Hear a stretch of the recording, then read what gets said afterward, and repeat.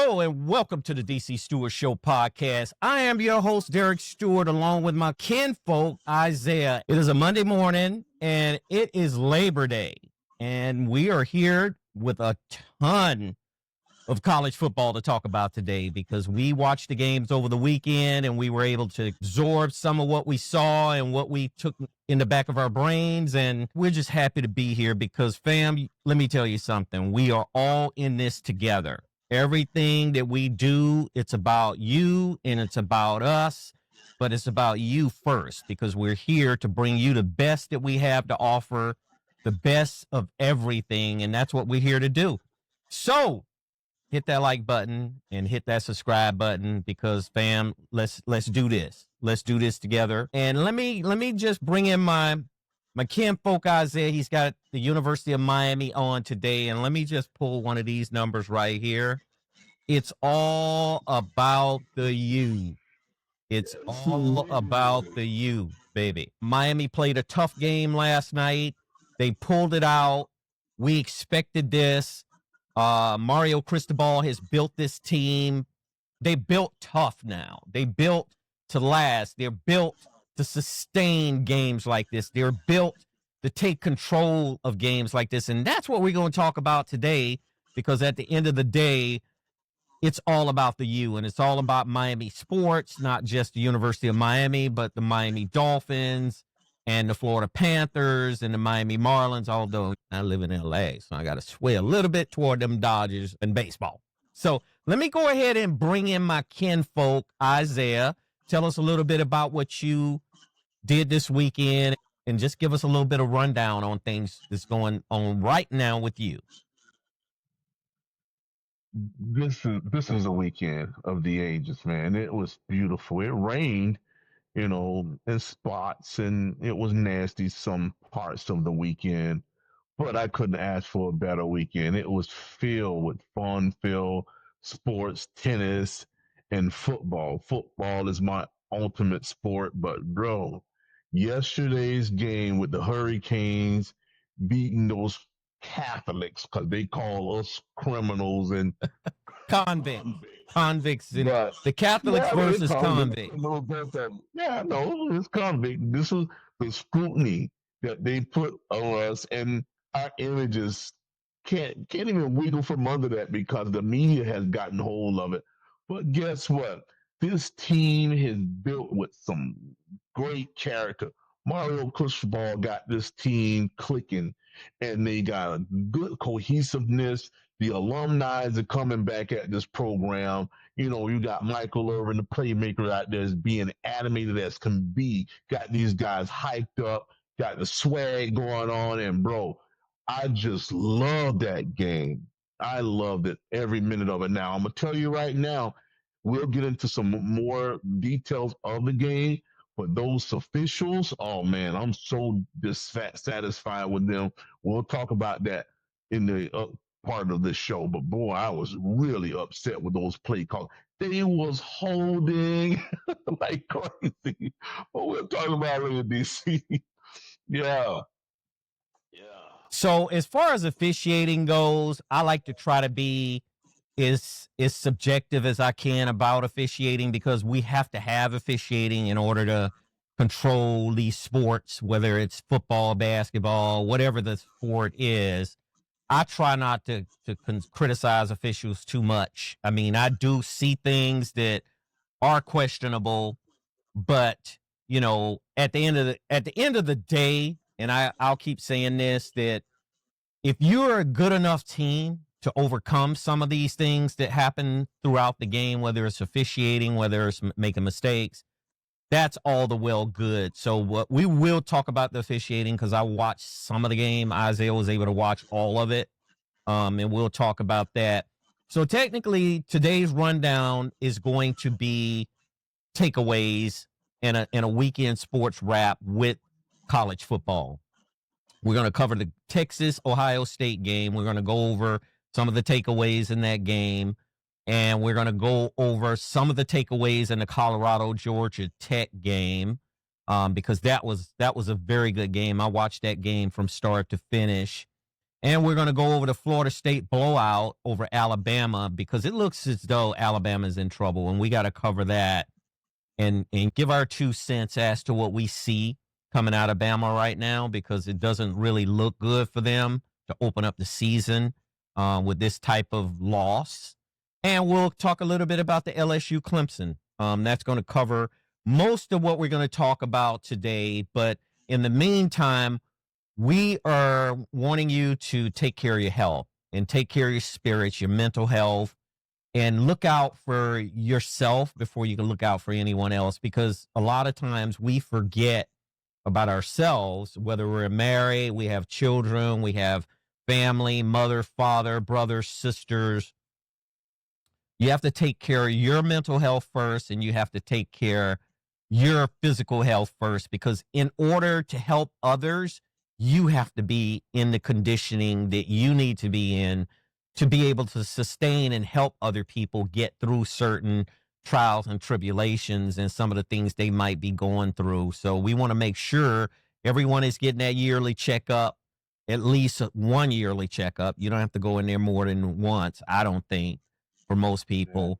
And just get that checkup and get a thorough checkup and make sure that they're checking everything that goes from blood work, that goes for just checking everything, because, you know, we have a lot of viruses out here and we have a lot of different things that's floating around in the air, and we never know because it's sitting dormant inside your system. So make sure you do that first.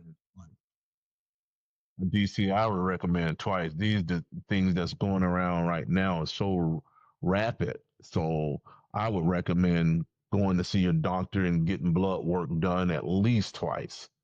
Twice a year. Numbers change. Yeah, they changed rapidly, man. Because you can go in there and your numbers could be fair, but then you can go in there another 6 months and those numbers gonna be overboard, where now you on medications because you didn't do the right thing the first time. So, once you start going to those edges where those numbers start to elevate, you need to go in there and keep it monitored, because next thing you know, you'll be on medication for it. And then, of course, once you start taking medication, you start getting all of these different side effects, and it'll snowball from there. Your health start deteriorating. So I would highly recommend you go in there at least twice a year. That is everything. That is so true. You're spot on, Isaiah, because I said once, but technically with everything that's going on in the world now, I would highly suggest twice. That makes more sense than just once. And we are what we eat and we are what we drink. So just be aware of that. If you're taking in a lot of processed foods and processed drinks with a lot of different ingredients like sugar and salt, those things can highly impact your system. You might not feel it at first. You might be young enough to overcome it. But as you get older, you're going to start feeling some of the side effects of things like sugar and like salt and whatever else they put in these foods, because they're putting a lot of different stuff in these foods. And we live in America and everything is acquired taste. I mean, if it doesn't taste good, we tend to not want to be bothered with it when it comes to food. So make sure you do that, and we'll go from there. Let's do this. Let's get this party started. But you, the viewer, I want you to tell us where the party at, because we have told you where the party at. The party is right here. And the party is right here. The week after that, we'll be here in 2026. Thank you. Always going to be here. And go Canes, baby! I'm so proud of those guys. I am very proud of them as well. That's we're going to dive deep into. And since we are on the Canes, let's get started and talk about the Miami Hurricanes. Let me give you a little bit of background about Miami. Miami's a school that's located in Coral Gables, Florida. It's a private university, very, very prestigious private university. All of the programs are good there. You want to become a marine biologist, that's the place to be. The business school is just as strong. The law school is just as strong, especially for entertainment law. If you're trying to get into entertainment law, there is no other place to go to school than Miami. And to be in an environment such as Miami, to be able to play in an environment such as Miami, it's a dynamic to it because anytime you have a school that's located in a major city that's right on the ocean, it's a tropical city. The city is beautiful. The people are beautiful. By the way, Miami is been voted the #1 city in the last 2 decades, the most beautiful people in the country. And I have to agree with that because it's so many beautiful people down there. It's a beautiful environment. It's nothing like getting up in the morning in a tropical environment. And let's just say you play football at University of Miami and go to practice and be able to be on a campus like that. So that gives you a little bit of background. Miami had a football team back in the late 70s, and Lou Saban was coaching that team. And then that team, you know, they were competing, but they couldn't compete on the level of most Division I programs at that time. So what they did is they hired a coach by the name of Howard Schnellenberger. And Howard Schnellenberger, good guy, wore cowboy boots, smoked a pipe. I mean, these were some of the dynamics that Howard Schnellenberger, you know, some of the qualities and dynamics that he had when he accepted the coaching job at Miami. And from that point on, once Schnellenberger got there and was able to start recruiting, and see, the biggest secret in the world was the recruiting was right there in your backyard in Miami. There was no other place you needed to go. You didn't need to even leave South Florida to recruit, because if you went to Central Florida, that was just a plus. If you went to North Florida or Northwest Florida, that was a plus. However, all of that talent, that right talent, was right there in the city of Miami, in Dade County. And these kids were hungry. These kids wanted to play football. They wanted to get themselves and their families out of the certain impoverished conditions that they were in. And as far as skill positions go, there was no other place to recruit talent than Miami. You had high schools, Miami Northwestern. I can go down the list: Miami Jackson, Central, Miami Edison. You know, I could keep going on, but it'll take a whole show to name all the schools. So the schools I left out, I apologize. However, I'm going to bring Isaah in and get his take on how Schnellenberger built that program into the powerhouse that it became over the last century. And just the last 2 decades, it's been down on its luck. And Mario Cristobal is trying to get that program back to where it needs to be, back to where it should be in the world of college football. So, Isaah, I'm going to start with you and ask you, how do you feel about how Schnellenberger built that program into the dynamic program that it was in? And then Jimmy Johnson came along out of Oklahoma State, and he built it into even a bigger powerhouse. And then after Jimmy Johnson left, Dennis Erickson took the baton and pretty much kept the level up when it came to winning national championships. How do you feel about where the program is now from what you saw last night? Well, the program is heading in an upward direction. I mean, Mario Cristobal got his hand on a pulse, man. He's an alumni. He played for the University of Miami. He's a local guy who was raised here in South Florida, went to Columbus High School. And I'm going to tell you right now, he's doing a really fantastic job. And I knew it was going to take him a couple of years to straighten out everything from what it was. You know, he couldn't sit aside. And I spoke to him about it, how he couldn't just sit aside and watch the team be diminished and go down south, because it was being wrecked. The tradition was being wrecked. All the pride was gone, and the alumni wasn't coming back. And now he's got everything back in place, man. He's getting the recruits that he wants. You got people who's just jumping from schools to come back here and play for him, and you got guys hitting that portal coming here, and he's got it going in the right direction, man. He's got a great relationship with the community. He's always engaged with things here. I love it, man. He's doing a fantastic job. And what I can see now is he's going to be contending for a national championship soon. And I think it's going to be this year. He's got all the marbles, man. He's got everything in place. He's got a great defense. He's got a good quarterback with back there, and he's got a good core running backs, and he's got everything. He's got a great offensive coordinator. Coaching staff is solid. So it's going to move forward, DC, and I just love what he's doing. And all of these teams that used to come in here and embarrass us, that's going to stop. That's going to stop, man. Because, like you said last night and today, bro, I watched that game. I watched the officiating, and it wasn't favorable to the Canes. It was a lot of holding, man. And I'm going to tell you right now, those holding calls, I even paused stuff, went back and forth, looked at it, and those were the big plays that came from Notre Dame. Those holding calls, it sprung out their running back to get the first downs that time. You know, the holding calls, should have been pass interference. They didn't call. I mean, obvious stuff that they was missing, man. And I was so upset about it because it was like right in your face type of calls, and they wasn't calling them. But getting back to the program is right at its peak. It's going to be beautiful to see these guys, and the stadium was packed to the max.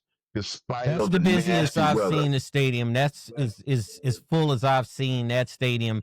They had more fans there than the Miami Dolphins generally carry throughout the year. So just as a heads up. A nasty rainy night. That's the thing that you could clearly see, that the fans are engaged. They're here. They're going to support the team. So I'm loving it, man. I am absolutely loving this program. Absolutely. So when you met with Coach Cristobal, what kind of energy did you pick up from him? Because it seems as though he's brought some energy to that team that I haven't seen in a long time. And I know you met with him and you chatted with him. Tell us a little bit about what you picked up from the energy and the vibe from Coach Cristobal. Oh, he's excited because he knows this is it. You know, when you know coaches, when you play for people and you've been on championships teams, you can feel it when you got them all. And he feel that. He know he's got a great team. And all he has to do, and of course, these guys are doing exactly what he's doing because they're emulating the head coach. When they're game tackling now, they're sustaining their blocks. They're going down the field, blocking downfield. I mean, when you got teams that's doing that, they headed for championships, man. I mean, Cristobal is not a brand new guy. You know, he's been around. He's been around the Sabins. He's been around all of these elite coaches, and he's learned from them. And that's why he's so good at it, man. And what I love about him is his patience. He knew he was going to get right where he is right now, but he had to iron out all the kinks and get everybody in place, and now he has it. I mean, he was very excited when I was speaking to him last week about how good this team is and how motivated they are in the character of this team. And it's going to be good to watch them throughout the season because they got a lot of things in place that they didn't have in place 2 or 3 years ago, 4 years ago, 5 years ago. He's got everything in place. He's got all the backing from the alumni and the community. And it's great to see the student body out there supporting the team. And that had drifted off a little bit. But, man, it's there now. It's there.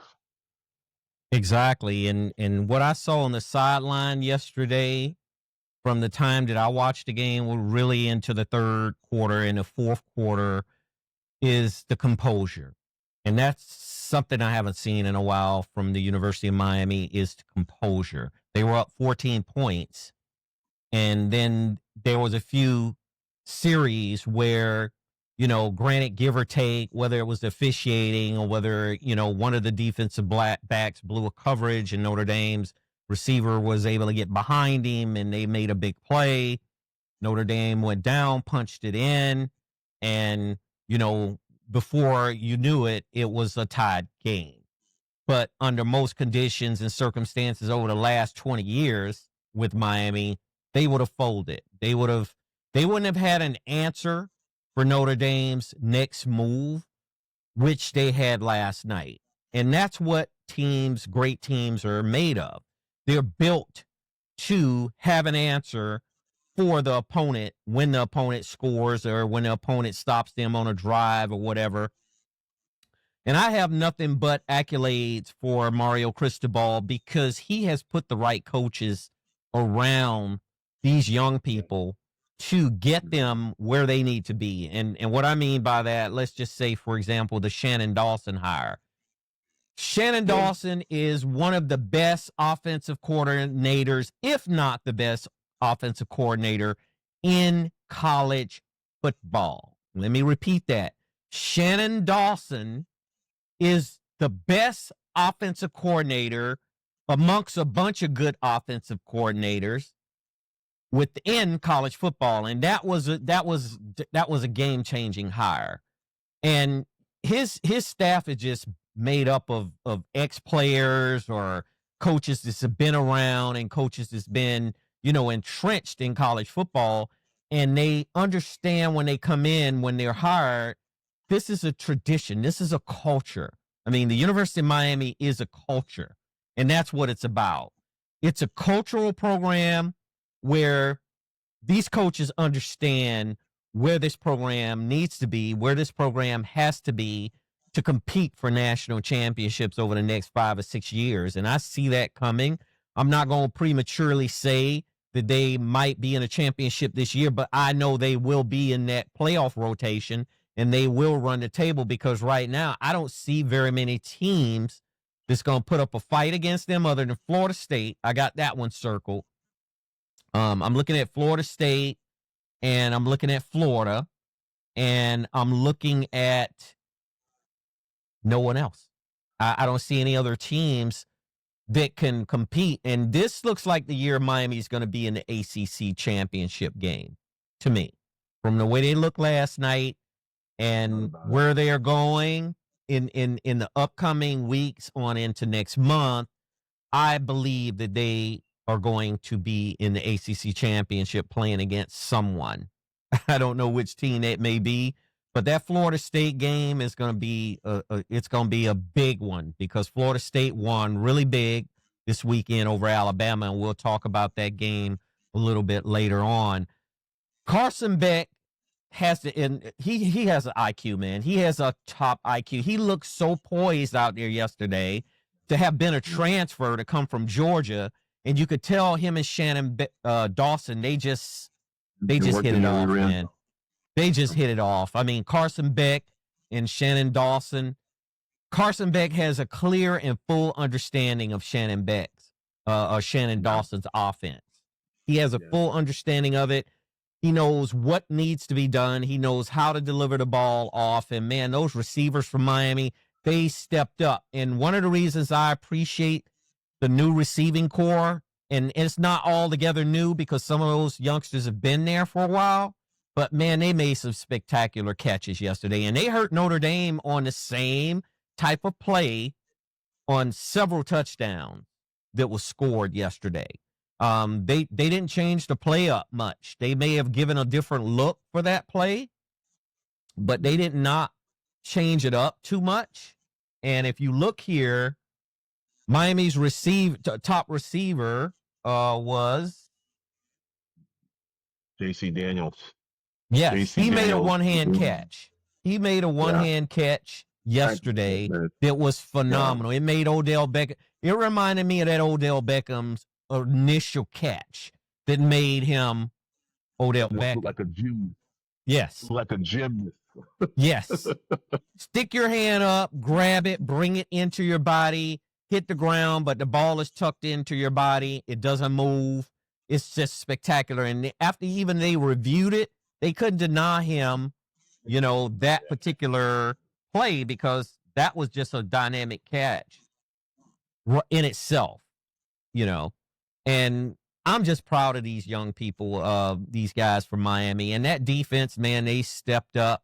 They stepped up immensely, especially with that interception, and that play where they intercepted that ball, and Bain took that ball and ran up the sideline with it. That was a spectacular defensive play, in my opinion. Wouldn't you say so? Yeah. Of course, I was so screaming at the TV for Bain Jr. to like cut it in, man. He tried to hit the sideline. If he would have just turned it in, that guy would have been running for a touchdown. But he stayed down the sideline and got pushed out. If he would have just maneuvered inside, it would have been 6. Man. I think you're right. And it was just the way that play like materialized, and then hit the other guy's foot, and he caught it and took off down the sideline with it. It was plays like that. It's the heads up type of play that you have to have that pushes out big plays like that. You got to be heads up. You got to be alert. You got to be ready for moments like that. And he was ready for that moment, man. You got to smell that football. It's coming there somewhere. That's right. He grabbed it and took off down the sideline, man. And I was cracking up because, when guys like that, they're not used to getting their hands on the ball, they freaking don't really know what to do with it, but take off down the sideline, man. And it was funny to see it. But yeah, man, I'm loving their team of play, man. And you can see how the team has gelled dramatically, man. And it's really fun to watch them. Like, it remind you of those days of the 80s and the 90s, man, the way they're in the early 2000s, or how they're playing now. They're playing with so much energy. And you could tell these guys are working hard at it because it's paying off right now. Yeah, so here it looks like Carson Beck completed 20 of 31 passes for 205 yards, which were impressive yards, in my opinion. And the running backs, Mark Fletcher rushed for 64 yards. And his backfield mate, Marty Brown, he rushed for 54 yards. And that's quite impressive on a defense like Notre Dame. Notre Dame has traditionally had a pretty good defense, especially since Al Golden was there. And Al Golden actually departed. And, even with their new defensive coordinator, their defense didn't seem to change much. They were aggressive. They were pressing the line. They were bringing all of the dynamics they brought last year when they were in that college football playoff, and they ended up losing against Ohio State to go to the national championship game. Notre Dame's defense was a formidable defense for this offense to be able to generate this many yards. So it looks like Malachi Toney was the receiver that I was talking about. He reminds me, from the way he looked, of the cheetah, number 10. I mean, I that gave me some comparisons, although he doesn't have the cheetah speed, of course, but his catching skills was just amazing yesterday. He had 6 receptions for 82 yards and a touchdown. And it looks like C.J. Daniels had 5 catches for 46 yards, including that circus catch down on the goal line. And Ruben Bain Jr., that's the is he related to Talbert Bain? Is that Talbert Bain? I don't want to go far as say it, but I think he is. I'm not quite sure about it. But I mean, his play is like Talbot Bain. Yeah. But I was going to mention Malachi Toney, man. Malachi Toney is one of the guys who they continue to hold the number 0 for Notre Dame was holding him all night, man, and they wasn't calling it. He grabbed him around the waist a couple of times. He grabbed his shoulder pads a couple of times, and he held him where he couldn't catch the ball. And they wasn't calling it, man. And I didn't understand why the staff wasn't outraged about it, because I was sick, because it was so obvious. These defects was so obvious where they didn't call it. Referees was right on the play, never called it. And it was like, wow, when are you going to make a call? And then, of course, they made calls at the end. But by that time, we had to pretty much secure the game. But I just was really upset with the officiating. Yeah. Right. So it looks like Ruben Bain Jr. is Talbert Bain's cousin. So he is related in the bloodline for Talbert Bain. Talbert Bain was one of the top defensive backs at the University of Miami when he played. So I just wanted to verify that. And Ruben Bain, one of the best defensive linemen in college football at this point. And for him to be able to catch that interception and run with it the way I saw him running with it, I'm very impressed. So let me just go over some of the officiating. Okay, so I did see a couple of plays where the receiver, obviously, the defensive back had his arm wrapped around the receiver's back, which is a pass interference. There's no middle ground on that. There's no, gray area on that. If he's wrapped around him, that is a pass interference play. That is a pass interference call because he is interfering with the receiver's ability to be able to move, and you can't obstruct that in college football. There is no excuse why that play shouldn't have been called a pass interference. Now, as far as the holding goes on the line, I'll say this once again. All of those schools from the Midwest, which I consider Notre Dame coming out of Indiana is from the Midwest, they have a technique where they teach their linemen to engage, grab the outside of your shoulder pads near the top, grab, hold jersey, try to control the individual either left or right or forward or backwards or whatever the case may be. And they're taught to do that quickly. You do that, you engage, you get your hands under his shoulder pads like this, and you engage and you hold and then you let go at the last minute. If that makes sense. Does that make sense to you? If you're looking at it from an officiating standpoint of view? There's no way you can look at it. Wisconsin does it. Iowa does it. It should be called for it every time. I mean, constant coming out of the Big Ten. It's holding. It's holding. It is holding. If you grab a guy at all, your hand's supposed to be balled up. You're not supposed to grab a guy's jersey and try to push him either way you can. A defense can grab a guy and shove him somewhere, but an offensive guy cannot do that. In essence, let me show you how you know they're holding. When we played, you grab a guy with your shoulder pads and you push him with your shoulders to a direction that you want to go. You don't stand up with a guy and push him back and forth. That's for defenses to do. But for an offense to grab you and try to push you one way or the other, you're holding. True. Period. True. You're holding, man. And all it takes is a split second when you got a freaking lightning fast running back that's going to burst off of your rear end. He's going to cut either way off of your rear end, and he's gone. And that's what was happening last night.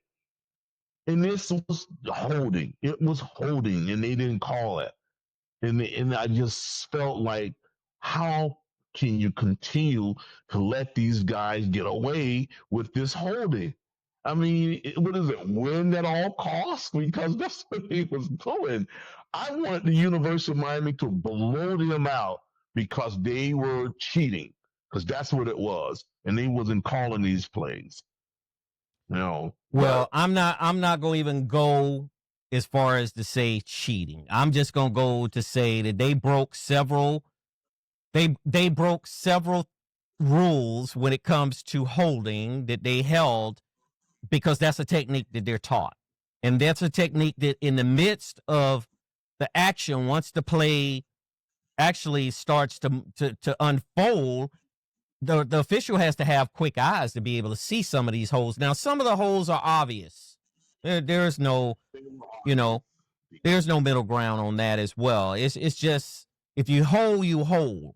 And if you grab, you grab. And if you, tackle someone to keep them from rushing in, that's a hole, in my opinion. But on the flip side of that, Miami overcame those obstacles, and I'm going to call those obstacles because that's what they were. I mean, anytime you have a team that was given the benefit like Notre Dame was given yesterday, and they had an opportunity to try to parlay that into scores and points and to try to win the game, that is something that Miami was able to meet that threshold and match their intensity and to overcome all of those things that happen. That's the way I'm looking at it. DC, those infractions that they displayed last night, it enabled them to sustain drives, DC. It was times where they were being held. It was 3rd and 8, 3rd and 7, and they would run a play, and I would see them hold, and that running back burst right off of the tail of the number 70 who was holding. I mean, he was clearly holding. Craig, Ashton Craig was his name. Mm-hmm. Who was holding?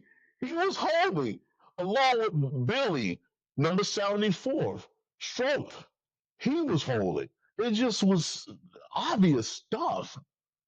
They were clearly holding. It was whether it was taught or not. If it's taught, they're teaching them illegal stuff to do. Well, And true, but I mean, it's a technique that they teach in order, because if you look at the game with Wisconsin and Miami and Orange Bowl, and this was way back when Mark Richt was there, Mark Richt lost his mind from all of those holes that night. Mark Richt was a very, laid back guy. I never saw him lose it like that before. And the way Wisconsin was holding him that night, it was just unbelievable that the officials weren't making those calls. So I do have to agree with you that it's just one of those situations where if they can get away with it, they do it. And if they cannot get away with it, if the officiating is calling it like it should be called, that's what should have happened. And the game might have not even been as close as it was, right? It wouldn't have been, because these was drives that they was being held 3rd and 8, and it sprung off to them to get a first down. They made 12, 13, 14 yards off of those runs. Exactly. So the score could have very well been different if it wasn't for these calls that was just missed. I mean, I don't see how you can continue to miss blatant holes like that. I mean, especially when you got that tailback is bouncing it from the outside, and that tackle is the one doing the hole, and he's on the outside. So he's doing the hole, and you can clearly see him grabbing under the shoulder pads of the defender. Right. So it's obvious stuff. It was obvious stuff, and I just had to really just maintain my composure to watch something like this, where your team that you're rooting for is getting held and is not being called. And you see the team drive down the field and score off of it. It's just not fair, man, to continue to do this. And I think they need to start, showing this stuff to the commissions so they can cut it out, because it can very well sway a game when you got teams that's working their rear end on defense to stop an offense, and then you got some holding going on, and then give them a first down, and they continue their drive till they score a field goal or a touchdown. It's just, to me, is not fair to the opposite team. Exactly. But overall, Miami got the win, and we're happy about that, and we will definitely be monitoring the rest of their season, especially we're circling the date for that Florida State game for sure. So we will definitely be talking about Miami on into this year, as well as other college teams as well. I want to send a shout out to Mike. Mike just commented, yo, how's it going? We're doing fine, and we're glad you're here. So stay with us. We're going to be covering some other stuff, Mike. Thank you for joining us. We appreciate you. Hey, peeps, and welcome to the DC Stewart Show Podcast. Derek speaking. Isaiah. And I'm not. How you doing? You're currently tuned in to the DC Stewart Show Podcast, where sports, culture, and real talk collide. From football breakdown to the very latest in current events. And exclusive interviews you do not want to miss. So don't touch that dial. Stay tuned to the DC Stewart Show Podcast, and be sure to crush that subscribe button and hit that like button. We're trying to reach 1,000 subscribers in the next 30 days. So please help us out. Thank you. All right. So let's go to the Texas versus Ohio State game. Let me back up a little bit. About 3 weeks ago, we had conversation about this particular game. And I predicted that Texas was going to go up there and lose. And I wasn't saying that because I don't like Texas. I don't have a disliking for Texas. I think Texas is a very good program. They are a traditional program. They have history. They have won national championships. They have brought some of the best athletes in football into that program and developed those players to go to the professional league, mainly being Earl Campbell as number one, Ricky Williams. I can go on and on, Vince Young. I could keep going if you want to keep going about Texas. So I don't have any vendetta against Texas. However, I did know that they were going to go up there and lose. And here's the reason why they were going to go up there and lose. Ohio State was the defending national champions, and they were playing at home in the Horseshoe. For one thing, Ohio State does not lose in the Horseshoe. I'll repeat it again, that the only teams tend to go up in the Horseshoe and beat Ohio State is Big Ten teams like Michigan. And you know, other teams can come in there and win as well. But they're not going to go the beginning of the year at home in the Horseshoe, and they're going to let Texas come up there and beat them. It's just not going to happen. So, Isaiah, I want to get an understanding from you about Texas and that offense and Arch Manning being the quarterback. This was his first real start in front of a crowd like, you know, it was probably up to 100,000 people. You know, I don't have the exact number up under me, but think about this. Arch Manning only played sparingly over the last year or so. And he played in games that they tended to have been playing with leads against other teams. So he didn't have, I don't think he had the experience to be able to go into a hostile environment like Ohio State, to play against the Ohio State team. By the way, Ohio State lost probably 3 or 4 defenders to the NFL draft. So they had to plug and play in those positions to get those, you know, positions plugged up before this game, right? So I want to know from you, do you think it was a situation where the Arch Manning, you know, he was just up against too much, or or just Ohio State just was ready to play whoever showed up with Texas? Yeah. It was a bit of everything you just mentioned. Arch Manning he's okay. He's average right now. He's not a lighted up quarterback right now. He's inexperienced still. He had a really terrible connection with his receivers. He's just not ready yet. I mean, he's going to be good later on because he's got the pedigree of his uncles, and his grandfather. But he's not ready yet, man. I mean, he's a starter, of course, but he's not ready to win anything big. I mean, he don't have full control and the command and the respect from his players yet. They don't trust each other yet. I mean, I watched their route running. I watch how he throw the ball to them. They don't go defend him when he's in trouble. You can see they're not connected, you know, like a good, well-oiled team is. And they got beat. And you know, Steve Sarkisian, he almost didn't even know what to call because these guys was rattled. They were rattled, man. And when they got back in, you know, the sideline, he couldn't get these guys poised and adjusted and calm enough to go back in there and get some sustained drives. And that plagued those guys throughout that game. And what he's going to need to do is get several games under his belt where he can get comfortable with his receivers because they're not.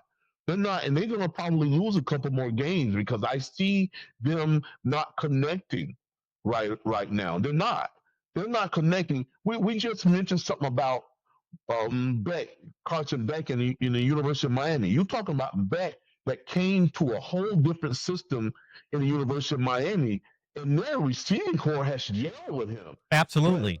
Absolutely. Over Arch Manning and his receiving core, they're not gelling, man. I mean, they don't know how to come back when he's in trouble.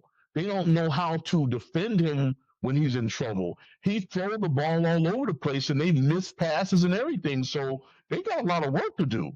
And we're going to see how this thing panned out. I could see them losing several games. You know, they were playing defending national championships, of course, but they wasn't ready for that game. That game was really over their head, man.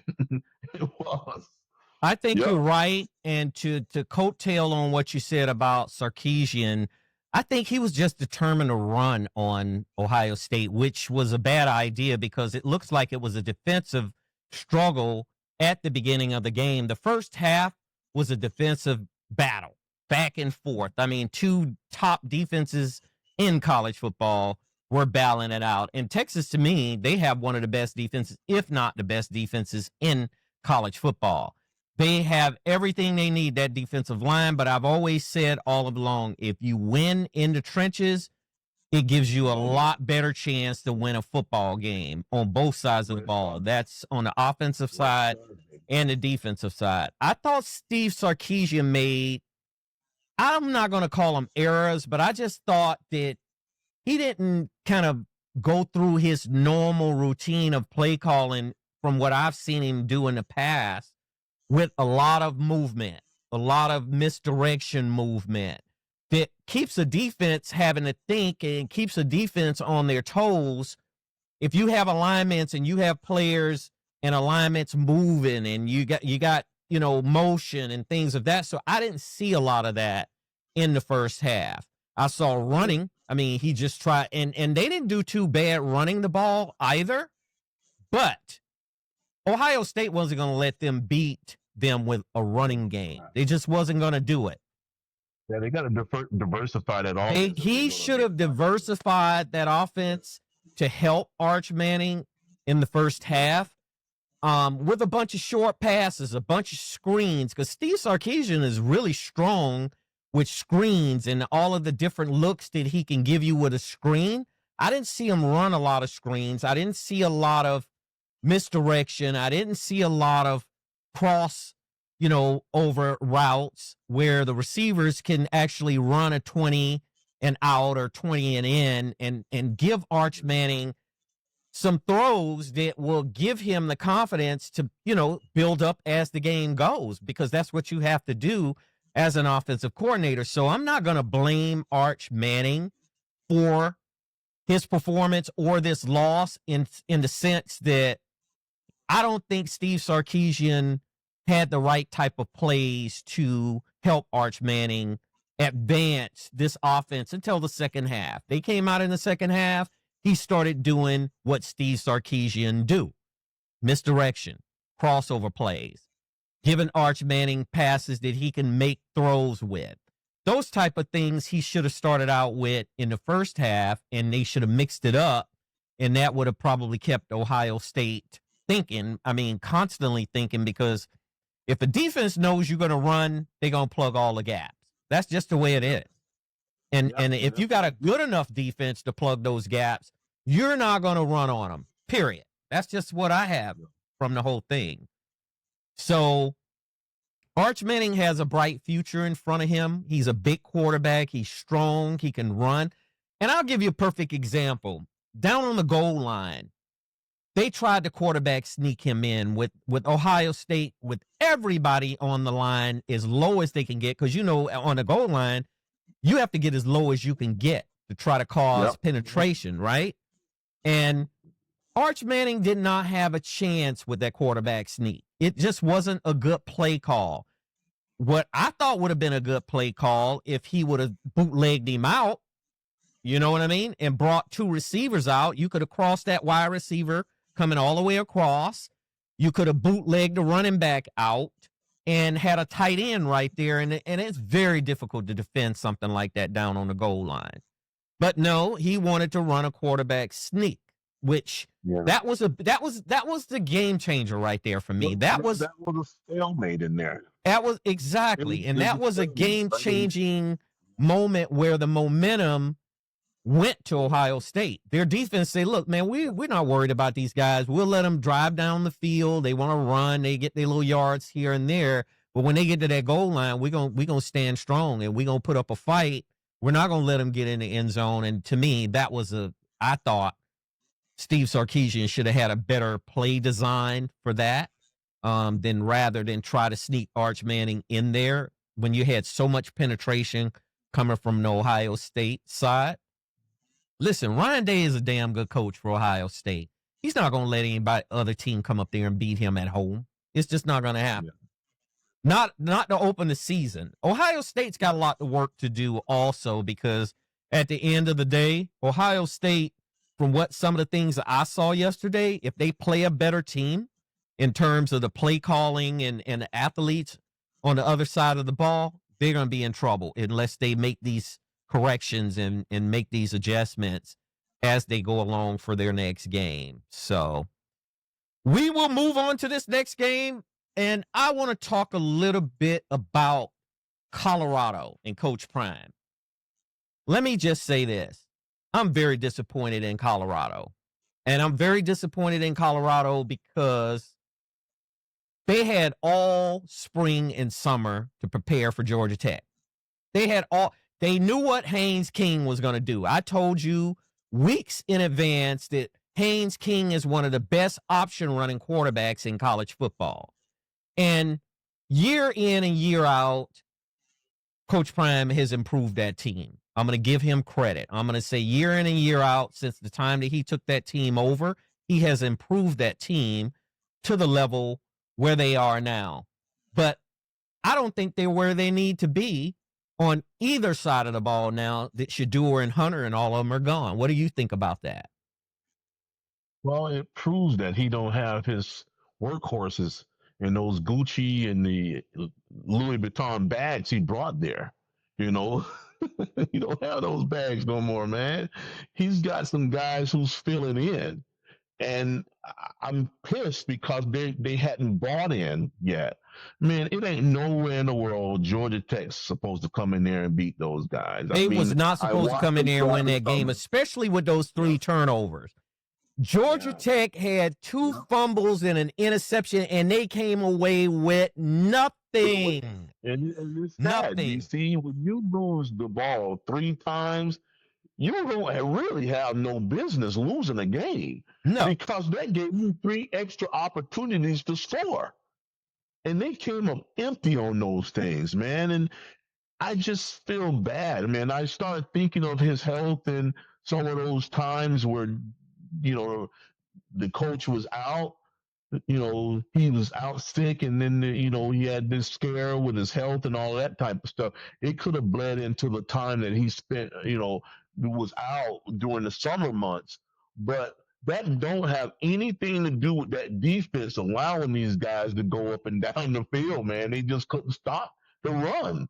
And I just don't understand it, man. When you freaking work on a project for the entire summer and then let somebody come in there freshly on the first game and just embarrass you like that, it was embarrassing to watch. I thought it was quite embarrassing to be able to come up in there and for Georgia Tech to gain all those yards on the ground, to me, was I still can't get over it. Georgia Tech ran wild with 320 yards rushing. Yep. And they outgained Colorado 463 yards to 305. Now, Colorado's running game has improved. I mean, they were able to run the ball a lot better than I've seen them run the ball in the past few years. They got good because, you know, Marshall Faulk, he's on that staff now. So those running backs and then their offensive line has drastically improved. Let's talk a little bit about Kaidon Salter. Kaidon Salter played for Liberty. He came in, to me, he's a blue chipper type of quarterback. He can throw, he has legs, he can run. My question is, there were some times where I thought he should have ran the football. I mean, if you don't have your first 3 options to get rid of that ball, you need to be running. You need to be running, especially when Georgia Tech's defenders have retreated to positions that they retreated to. You need to be running that ball and showing the dynamic that you have with your legs, just like Haynes King did. Right? Am I right? Yeah, DC, that comes with instinct, man. I thought he was timid. I thought he was timid in some cases because I don't know what was on his mind, and I'm not out there on that field, so I'm not gonna question that part of it. But I thought he should have taken off and ran with that ball to keep Georgia Tech's defense honest. Because if you running with that football like that, they defense has got to come up and account for that, and that opens up other things, right? Yeah, but that comes with instinct. I just mentioned that. When you see your options has gone, it failed, it broke down, or whatever the case may be, your guys are covered. You take off running, especially when you are skillful enough to do it. And it comes with instinct and poise to understand, well, these guys are covered. Let me go. I can't wait here because eventually this line gonna break down on me. You got to find a way to, maneuver your way through that line of scrimmage and take off running. And see, he didn't do that. He's going to be caught in a trick bag throughout the season if he is just totally relying to chunk that ball down the field and waiting on the plays to develop where he can throw the ball down the field. It's not going to happen like that, man. You got to learn how to take off running. And those, even if you get 2 or 3 yards, that's all it takes. But you can't sit back there and take a loss. You can't get, sacked in the back because you didn't take off running. And you got to keep that chain moving. And to hold that ball, trying to wait for your guy to come open is not good instinct. And that's what he's got to develop. Yeah, it's not. I thought he made several good throws. And, Pat Shurmur is a good offensive coordinator. He's been in the NFL for over 30 years, and now he's the offensive coordinator for Colorado. He did a fantastic job with Shedeur in that offense last year. But this year's offense is drastically different. It's drastically different because you don't have the same personnel in there. So you have to basically build plays that cater to these players' talents and their strong points instead of, continue with the continuation of. I thought some of the play calling was questionable as well. I'm just going to be honest with you. I like Pat Shurmur. I think he's a good offensive coordinator. I know Coach Prime has all of the confidence in the world that Pat Shurmur can do the job. And Pat Shurmur, I don't think has any issues having to worry about his job. But I just think some of the play calling are not having quarterback design runs, RPOs, run pass option. If you don't have those RPOs designed for Kaidon Salter, it's just not going to work because you're expecting him to be in the shotgun and pick and choose the wide receivers instead of just saying, I got an RPO and rolling him out. Kind of what I said about Sarkisian with Arch Manning. When you have a pass rush that's coming in, you have to roll a quarterback. You have to move him. You can't have him standing in the pocket like that. And I just thought from my observation of watching this game that I didn't see some of the things that I thought that could help Salter. Now, one thing is for sure, Kaidon Salter will have several more opportunities to show that he deserves to be the starter. Julian Lewis is going to be playing if he doesn't prove that. I'm telling you. Julian Lewis is that 5-star blue chipper who Kaidon Salter beat out in the summer camp to become the starter. He's waiting in the wings, and I'm telling you, Julian Lewis has a dynamic as well to run and pass.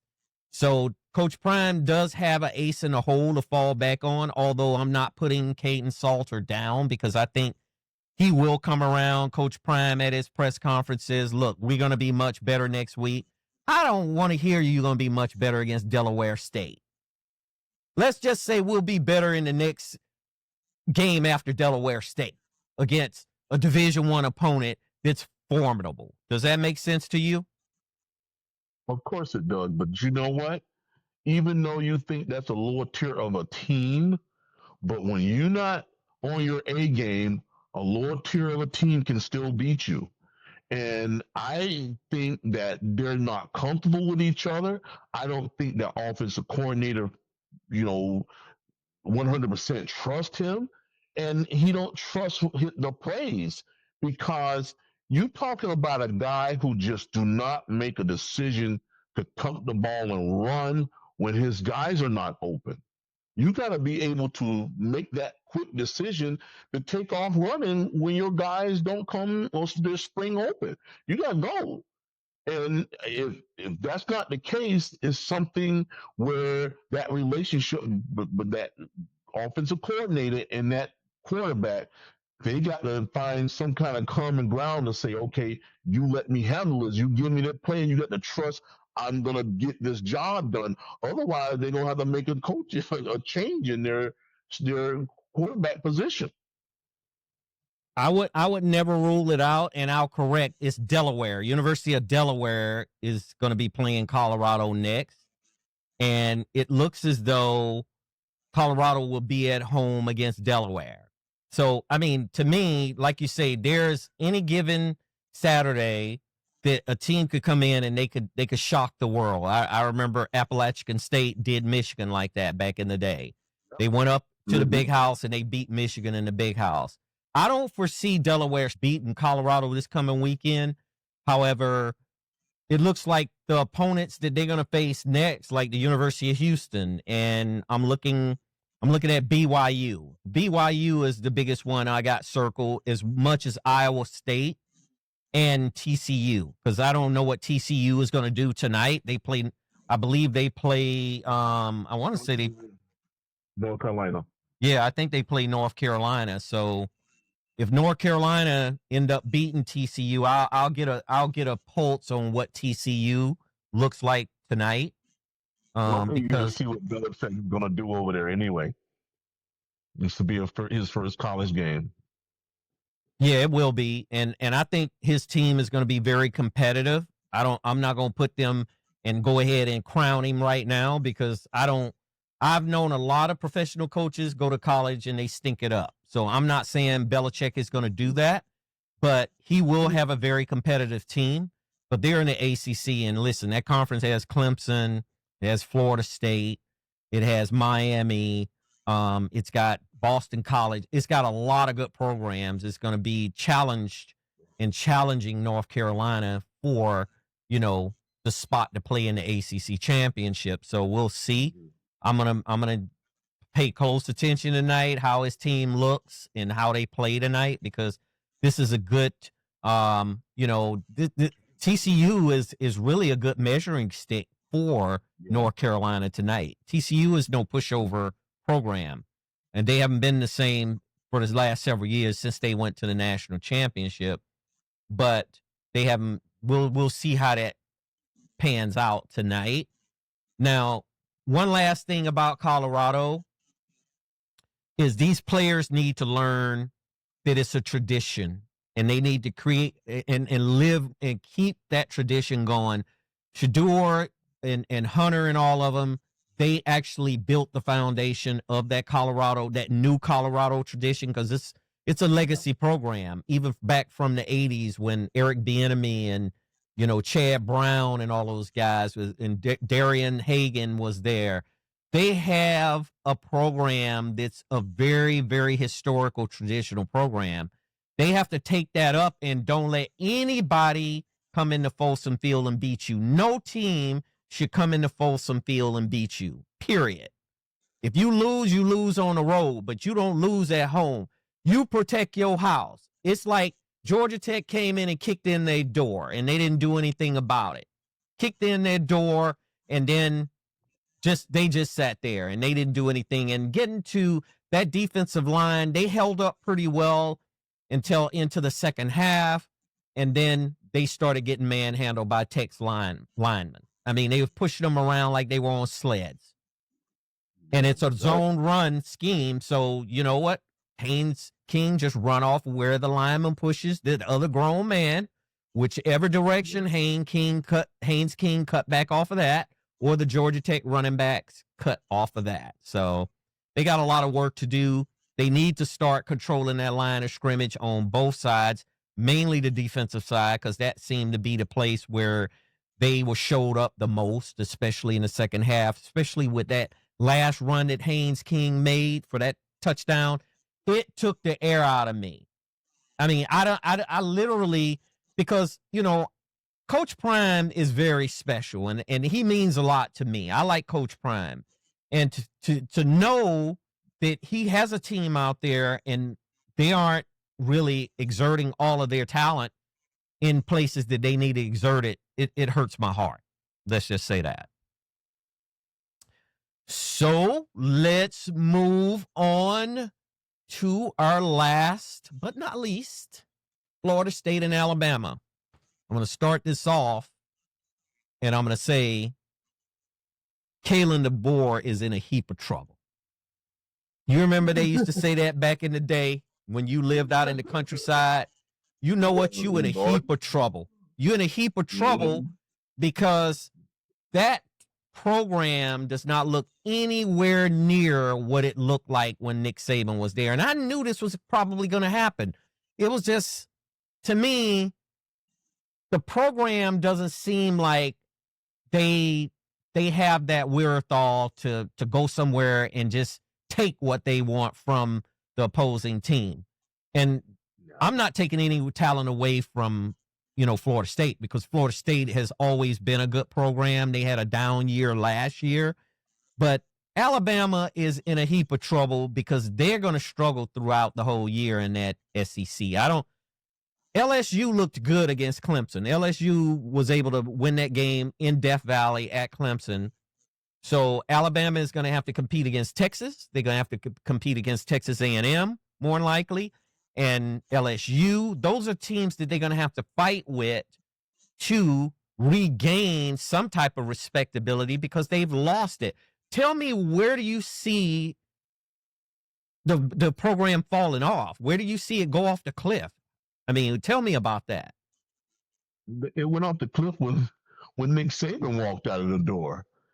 I mean, you're talking about being right here. You know how difficult it is to measure the standards of Nick Saban, and just his bare emotions of mistakes, bad play, all of these things. Nick Saban will not allow a person on his team to make mistakes and not be held accountable. I seen them make mistakes time and time and time again the other night, and they was never held accountable. The boy was just sitting there with a boring look on his face. The head coach was just looking like in total disbelief. And Nick Saban would have, no, you come on that sideline when you made a mistake, man, he'd be in your rear end. Your parents would be crying for you if you've done something wrong. And that connection with these players are not there. They don't have that killer instinct. They didn't have that type of game tackling in what they would do. They don't have that downfield blocking. They don't have that chemistry like they had when Nick Saban was there. And you can clearly see that is lost. Just that sense of pride of being a freaking roll tide animal wasn't there. I mean, they didn't have it where they say, oh, shoot, we just didn't get a first down. When we get back in there, we're going to maul these guys. We're going down the field. We're going to smash now, and we're going to plunge this thing in the end zone. That type of play is not there anymore, man. And I could see this coach just dingling like this here. The boy is dingling. That head coach is dingling. He's hanging on the string right now. Yes, he I think he's hanging on the string. Something like that and don't order him out of there. Kalen DeBoer is a damn good football coach. He proved that when he was at Washington. I mean, he took Washington to the national championship. They lost against Michigan. But he's in a program now where the expectations dwarf University of Washington's expectations that they had on him when he was up at Washington. Listen, he'll get run out of town if they keep this type of thing up. It looks like Florida State scored in every quarter. And they did what they wanted to do with them. And to me, it's outright embarrassing that Alabama took a drubbing like that at Florida State. Listen, if you come up short and you play hard and your players play hard and they get to that point where they come up and lose by a field goal, that's understandable by the Alabama faithful. You went up there, you fought it out, and you came up short. But this doesn't look like they came up short. This looks like Florida State controlled the momentum from start to finish. They scored 7 in the first quarter, 10 in the second quarter, 7 in the third quarter, and 7 in the fourth quarter. Where's the defense?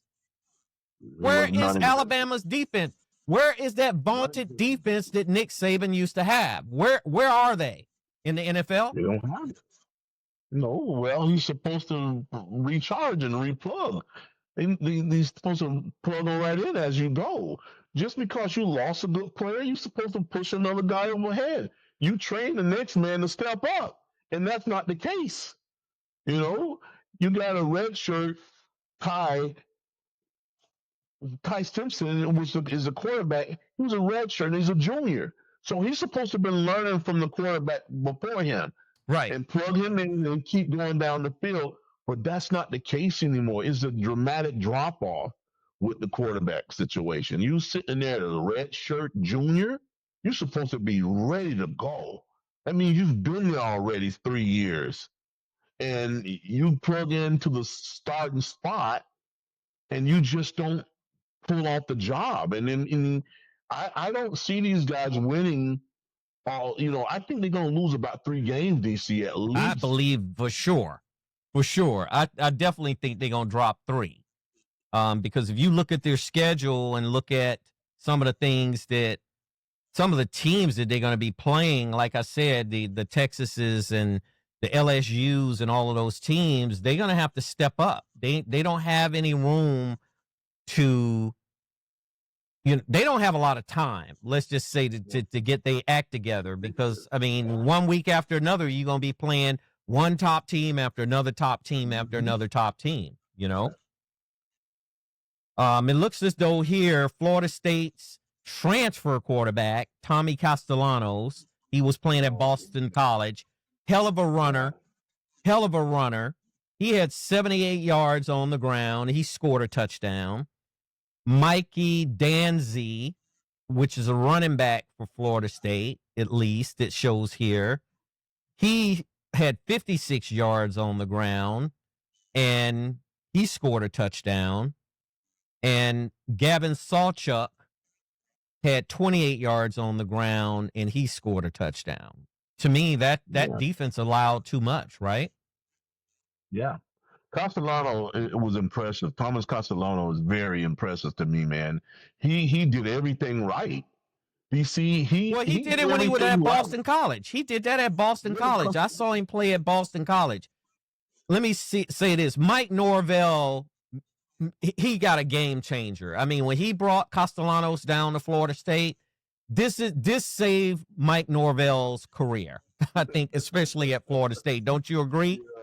Mike Norvell, if this kid can stay healthy throughout the year, Mike Norvell should be safe. He should be fine, because at the end of the day, Thomas Castellanos is one of the best running quarterbacks, run option, RPO type of quarterback that you can have in an offense that Florida State has. I mean, I'm just equally as impressed as well. Wouldn't you say?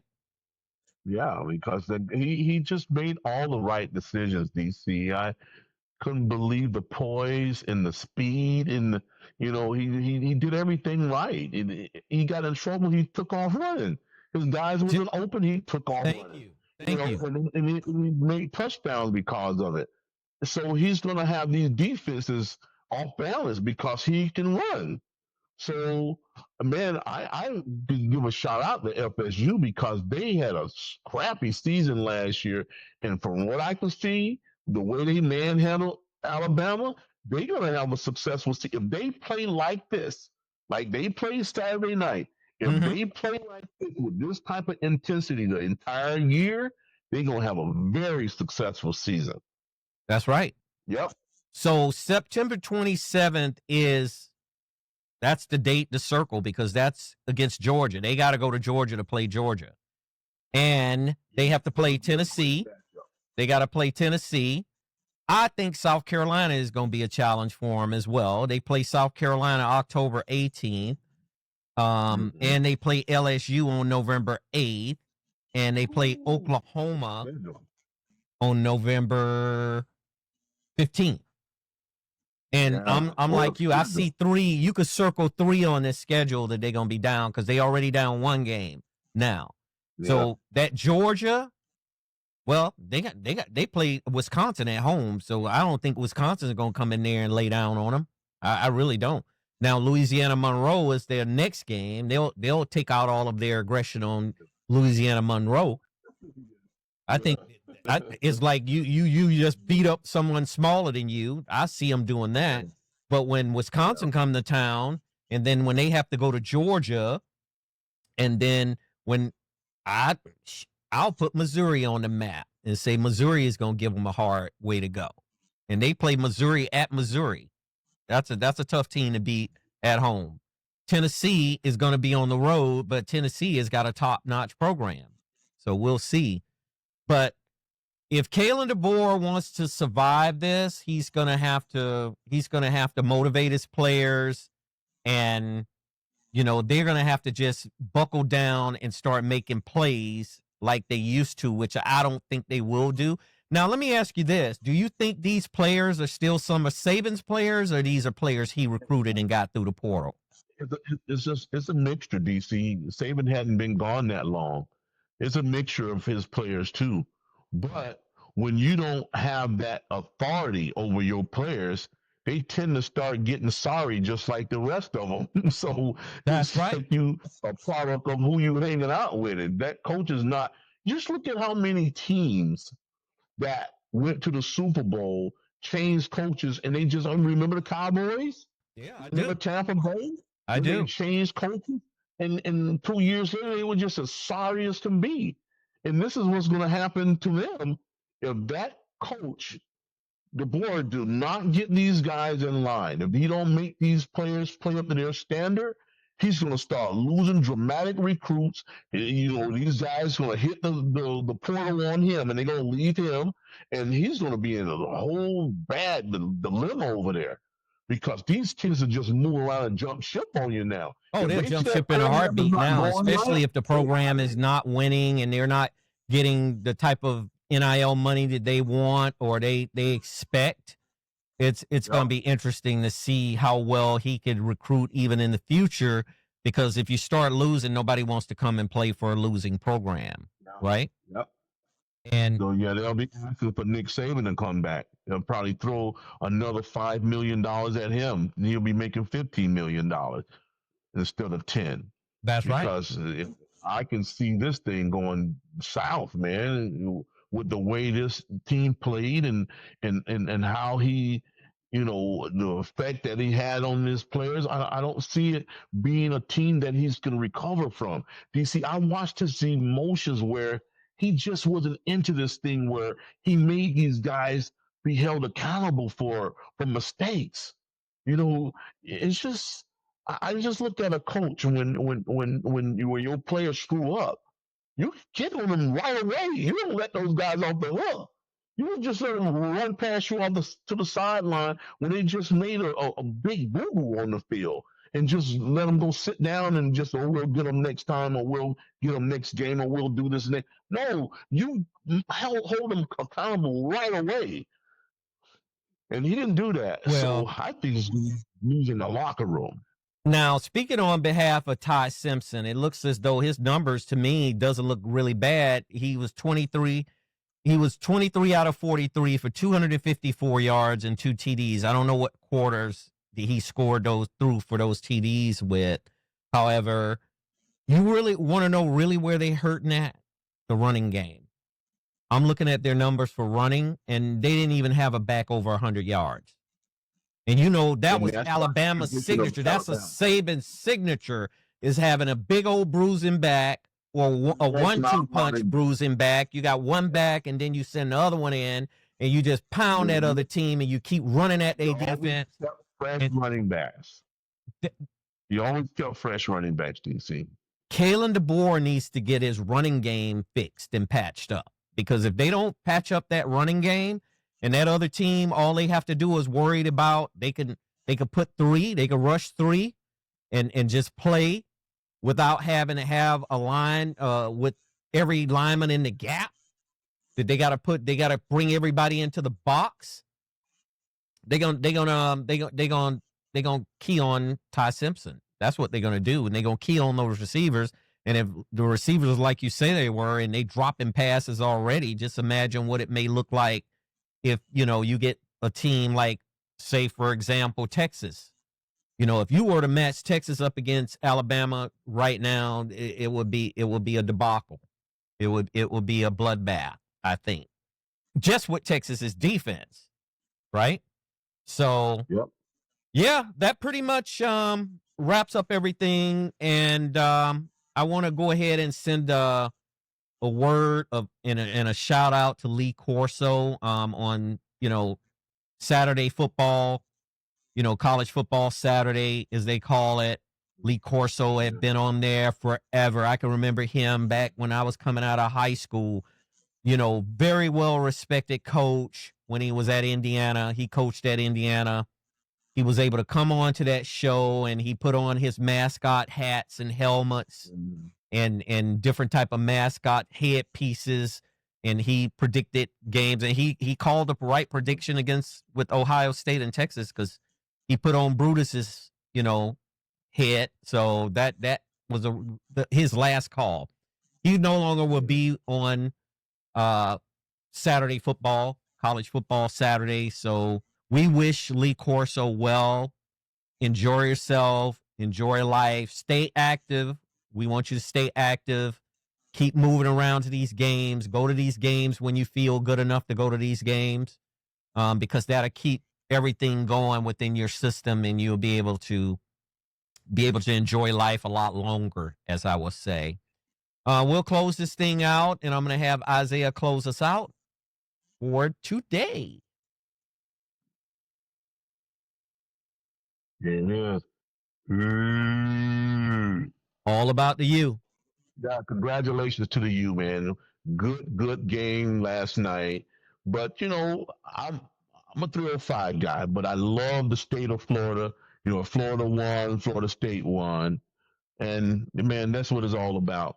But on an important note, you guys continue to check your health. Continue to check your loved ones. Tell them how much you love them. Just lost one of my classmates' father just passed away. Randy and Mark Lewis, their dad passed away yesterday, and it's tearing us apart. He was a very, very shrewd businessman and father and loving husband. And I remember high school, they treated me like I was their child, and they lost their father, and I'm devastated about it. But you guys, tell your friends about this show. It's lovely. We're giving good content. We're doing this thing for entertainment purposes. We're loving it. And like I said before, love all your family members, love your friends as much as you can, because you may not have them there tomorrow. So you guys enjoy your week. Have a blessed weekend. Absolutely. Well said. Isaah buttoned up everything about your health. Once again, take care of yourself, and then you can help others around you. But if you're not taking care of yourself, you cannot help others, because you won't even be in the physical condition or mental condition to do it. So take care, be strong. We'll come back at you soon on the DC Stewart Show Podcast. I'm your host, Derek Stewart, again with my kinfolk, Isaah. Take it easy. Peace, love, and prosperity. Take care.